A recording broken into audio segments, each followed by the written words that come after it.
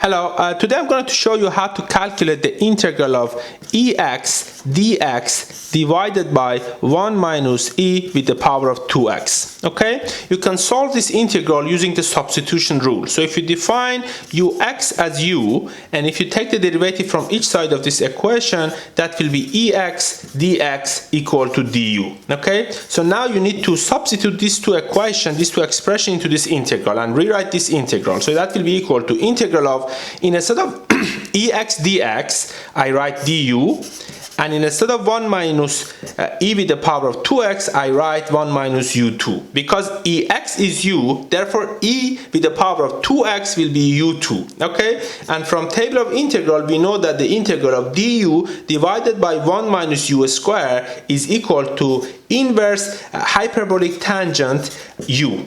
Okay? Plus c, which is the constant of the integral. So all you need to do here is to substitute this parameter u with the definition of u, which is e with the power of x. That will be equal to inverse hyperbolic tangent ex plus c, which is the constant of the integral. And that's the solution to the integral. I hope you found this video helpful. If you are interested, please feel free to subscribe to this channel so that you get updated when I upload new videos. Thank you.